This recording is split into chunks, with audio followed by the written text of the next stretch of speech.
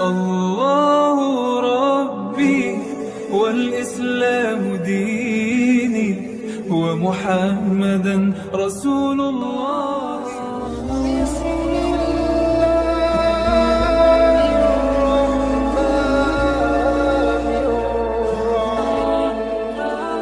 الحمد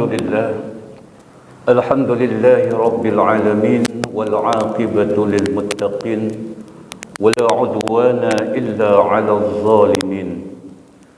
أشهد أن لا إله إلا الله وحده لا شريك له رب العالمين وإله المرسلين وقيوم السماوات والأراضين. وأشهد أن محمدا عبده ورسوله المبعوث رحمة للعالمين. اللهم صل وسلم على سيدنا محمد وعلى آله وأصحابه أجمعين. أما بعد فيا عباد الله أوصيكم ونفسي بتقوى الله وطاعته لعلكم ترحمون. يقول الله تعالى في القرآن الكريم وهو أصدق القائلين: أعوذ بالله من الشيطان الرجيم. بسم الله الرحمن الرحيم. يا أيها الذين آمنوا اتقوا الله ولتنظر نفس ما قدمت لغد واتقوا الله إن الله خبير بما تعملون. وقال رسول الله صلى الله عليه وسلم: اتق الله حيثما كنت وأتبع السيئة الحسنة تمحوها وخالق الناس بخلق حسن. Sadaqallah wa sadaqa Rasulullah sallallahu alaihi wasallam. Jemaah Jumat rahimakumullah. Ketahuilah bahawa al-mautu ya'ti baghtah. Kematian kita semuanya biasanya datangnya mendadak. Tiada satu pun dari kita yang tahu kapan Allah akan memanggil kita. Oleh karena itu selagi Allah masih berikan kesempatan hidup untuk kita, Zat yang Maha Rahman, Zat yang Maha Rahim, melalui mimbar Jum'ah yang mulia ini, Al-Fakir mengingatkan kembali untuk kita semua, menyiapkan bekal ketakwaan kita kepada Allah Subhanahu wa ta'ala. Takwa yang dikatakan oleh Al-Imam Ghazali dalam Minhajnya adalah kita berusaha membersihkan diri kita dari segala dosa dengan menjalankan perintah Allah serta menjauhi larangannya yang didasari rasa takut dan taat kepada Allah Subhanahu wa ta'ala. Selain menjaga ketakwaan kita kepada Allah, kita berusaha merawat keimanan kita kepada Allah dengan meyakini bahawa apapun yang terjadi di dalam kehidupan kita di dunia ini, baik kelapangan hidup kita maupun kesempitan hidup kita, semuanya merupakan ketetapan dari Allah Subhanahu wa ta'ala. Tugas kita hanya menjalani dengan penuh rasa syukur, dengan kesabaran yang berlandaskan husnuzon, prasangka baik kepada Allah Subhanahu wa ta'ala. Di dalam hadis qudsinya baginda Rasulullah sallallahu alaihi wasallam bersabda: "Man lam yarda biqada'i walam yashkur bin na'ma'i walam yasbir ala bala'i falyaltamis rabban siwaya." Siapa-siapa yang tidak ridha terhadap segala ketetapanku, kata Allah, tidak mau bersyukur atas segala nikmat yang telah aku berikan kepadanya, dan tidak mau bersabar atas segala musibah, atas segala ujian yang aku berikan kepadanya di dalam kehidupan dunia ini, falyaltamis rabban siwaya, cari saja Tuhan selain aku, kata Allah Subhanahu wa ta'ala. Qul in kuntum tuhibbunallaha fattabi'uni yuhibbukumullah. Jika kalian ingin dicintai oleh Allah Subhanahu wa ta'ala, ingin mendapatkan derajat kemuliaan di sisi Allah Subhanahu wa ta'ala, maka tidak lain kita harus mengikuti junjungan baginda Rasulullah sallallahu alaihi wasallam, satu sosok yang begitu cinta terhadap umatnya sehingga beliau tidak ingin satu saja dari kita yang dimasukkan oleh Allah Subhanahu wa ta'ala ke dalam nerakanya. Ketika Allah turunkan ayat wala saufa yu'tika rabbuka fatarda, dan pasti akan kami berikan apapun yang engkau ridhoi wahai Muhammad. Saat itu baginda Rasulullah menjawab, izan ya Allah, Kalau begitu, la arda wa wahidun min ummati finnar. Kalau begitu ya Allah, aku tidak ridho seandainya ada saja satu umatku yang engkau masukkan ke dalam neraka jahanam. Begitu cintanya baginda Rasulullah sallallahu alaihi wasallam kepada kita, maka cintanya harus selalu kita balas dengan senantiasa kita mengikuti apa yang Rasulullah perintahkan, ajarkan kepada kita, agar kita mendapat kemuliaan dunia dan kemuliaan akhirat. Ma'asyiral muslimin rahimakumullah, salah satu kemuliaan yang akan diberikan oleh Allah Subhanahu wa taala kepada kita juga tergantung bagaimana kita memuliakan Al-Quran. Dengan memuliakan Al-Quran, sesungguhnya kita berusaha menjaga kedekatan kita kepada Allah Subhanahu wa taala dengan kalamnya, baik melalui bacaan, baik melalui hafalan, pemahaman, dan kemudian pengamalannya di dalam kehidupan sehari-hari.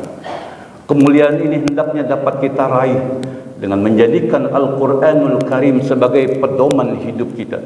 Kemudian kita mempelajari dan mengajarkannya, serta memperbanyak amal kebajikan sesuai dengan petunjuk yang ada di dalam Al-Quran, yang pada akhirnya akan mengangkat derajat kita semua di hadapan Allah Subhanahu wa taala. Firman Allah Subhanahu wa taala dalam surah Al-Isra ayat 9, "Inna hadzal Qur'ana yahdi lillati hiya aqwam wa yubashshirul mu'minin allazina ya'maluna as-salihati anna lahum ajran kabira." Sesungguhnya Al-Quran itu memberikan petunjuk kepada jalan Allah yang lurus dan memberikan kabar gembira kepada orang-orang mukmin yang mengerjakan amal soleh, bahwa bagi mereka ada ganjaran yang teramat besar dari Allah Subhanahu wa taala. Ma'asyiral muslimin wa zumratal mu'minin rahimakumullah. Terkadang kita sebagai orang Islam, kita lebih pintar dengan bahasa Inggris atau bahasa asing lainnya. Kita cemas ketika kita tidak menguasai bahasa Inggris, akan tetapi kita biasa-biasa saja ketika kita tidak bisa membaca Al-Quran. Faktanya seperti itu di dalam kehidupan bermasyarakat kita. Ketika anak-anak kita bolos atau libur dari sekolah, mereka merasa kehilangan. Tetapi ketika mereka tidak mau mengaji, mereka, orang tuanya pun sikapnya terhadap anak seperti biasa-biasa saja. Padahal Allah Subhanahu wa taala melalui hadis baginda Rasulullah sallallahu alaihi wasallam sangat menganjurkan kepada kita semua untuk mengagungkan Al-Quranul Karim ketika kita mengaku sebagai umatnya Rasulullah sallallahu alaihi wasallam. Sabda Rasulullah sallallahu alaihi wasallam, "Man u'tiyal Qur'an wa dhanna anna ahadan u'tiya aktsara minhu faqad istasghara ma 'azzamahu Allah wa 'azzama ma sagharahu Allah." Siapa-siapa yang telah diberikan oleh Allah Al-Quran, keinginan untuk belajar Al-Quran, kemampuan untuk membaca Al-Quran, keinginan untuk mengkaji Al-Quran, kemudian ia menyangka bahwa orang yang diberikan harta, tahta, jabatan tapi tidak dekat dengan Al-Quran, mereka menyangka orang tersebut lebih besar dari dirinya, maka sesungguhnya ia telah mengecilkan apa yang Allah besarkan dan membesar. Dia sesungguhnya telah mengecilkan apa yang Allah agungkan dan mengagungkan apa yang Allah kecilkan. Apa yang Allah agungkan? Yang Allah agungkan adalah kalamullah Al-Quranul Karim. Apa yang Allah kecilkan? Yang Allah kecilkan adalah dunia beserta isinya. Ad-dunya mal'unatun wa mal'unatun ma fiha illa 'alimun aw muta'allimun aw ala'i bi dzikrillah. Sesungguhnya dunia ini dan segala isinya terlaknat oleh Allah Subhanahu wa taala, kecuali orang yang alim, orang yang mau belajar, dan orang yang senantiasa ingat berzikir kepada Allah Subhanahu wa taala, orang yang senantiasa membaca kalamullah Subhanahu wa taala. Ma'asyiral muslimin rahimakumullah, sebagai satu ingatan buat kita ketika kita mengaku sebagai umatnya Rasulullah sallallahu alaihi wasallam, bagaimana kepedulian kita terhadap Al-Quran selama ini. Kembali kita melihat kaca untuk diri kita. Sebagai seorang muslim, sudah mampukah kita membaca Al-Quran dengan baik? Sudah mampukah kita memahami Al-Quran dengan baik? Sudah maukah kita mengamalkan segala hukum yang Allah terapkan, yang Allah perintahkan di dalam Al-Quran, di dalam kehidupan diri kita? Dalam surah Al-Furqan ayat 30, Allah Subhanahu wa taala berfirman, ini berkaitan dengan keluhan baginda Rasulullah sallallahu alaihi wasallam. A'udzu billahi minasyaitonir rajim.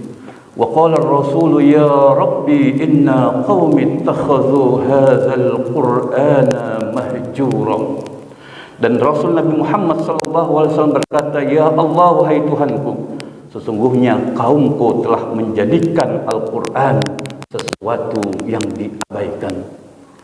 Di dalam berbagai kitab tafsir yang dimaksud dengan inna qaumi, sesungguhnya kaumku saat itu adalah kaum kafir Quraisy, yang saat itu masih mereka musyrik kepada Allah Subhanahu wa taala. Dalam logika kita, ketika mereka belum mengakui risalah baginda Rasulullah sallallahu alaihi wasallam, mereka belum mengakui Al-Quran sebagai imam, wajar saja ketika mereka mengabaikan Al-Quran. Akan tetapi kita berkaca kepada diri kita, ketika kita mengakui sebagai umatnya Rasulullah sallallahu alaihi wasallam, kita mengakui Allah Subhanahu wa taala yang menurunkan Al-Quran, dan Al-Quran adalah panduan dalam hidup kita. Pantas atau wajarkah jika kita mengabaikan Al-Quran di dalam kehidupan sehari-hari? Maka pada momen saat ini, kembali kita menjadikan satu ihtisab, perhitungan buat kita semua, agar kita semakin peduli terhadap Al-Quranul Karim. Bukan hanya untuk diri kita, tetapi ajarkan juga kepada anak, istri dan keturunan kita. Jika saat ini mungkin kita sadar, kita sudah umur kita sudah sepuh, tapi kita belum mampu membaca Al-Quran dengan baik, stop kejahilan tersebut hanya pada diri kita. Jangan sampai anak keturunan kita pun jahil terhadap Al-Quran.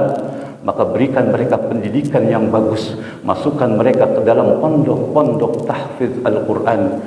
Karena sesungguhnya orang-orang yang belajar Al-Quran pada yaumul qiyamah nanti, mereka akan mampu memberikan syafaat kepada saudara-saudara keluarga terdekatnya. Ya ma'af rahimakumullah, iqra'ul Quran fa innahu ya'ti yaumal qiyamah syafi'an li ashabihi. Bacalah senantiasa Al-Quran, karena sesungguhnya nanti Al-Quran akan datang pada hari kiamat sebagai penolongnya. Bukan hanya kita pribadi yang akan ditolong, tapi saudara-saudara kita, 10 anggota keluarga inti kita, bisabab anak cucu kita yang bisa memahami Al-Quran, min ahlil Quran, maka Allah angkat kita dari kesengsaraan hidup di akhirat nanti. Oleh karena itu, kita berdoa kepada Allah Subhanahu wa taala melalui mimbar khutbah Jumat di hari yang mulia ini, agar Allah Subhanahu wa taala selalu memberikan kita kemampuan, keinginan untuk belajar Al-Quran, untuk selalu memahami Al-Quran yang kemudian kita amalkan di dalam kehidupan kita sehari-hari. Allahumma arhamna bil Quran. A'udzu billahi minasyaitonir rajim. Bismillahirrahmanirrahim. والعصر إن الإنسان لفي خسر إلا الذين آمنوا وعملوا الصالحات وتواصوا بالحق وتواصوا بالصبر. بارك الله لي ولكم في القرآن العظيم ونفعني وإياكم بما فيه من الآيات والذكر الحكيم. أقول قولي هذا وأستغفر الله العظيم لي ولكم ولسائر المسلمين والمسلمات والمؤمنين والمؤمنات فاستغفروه إنه هو الغفور الرحيم.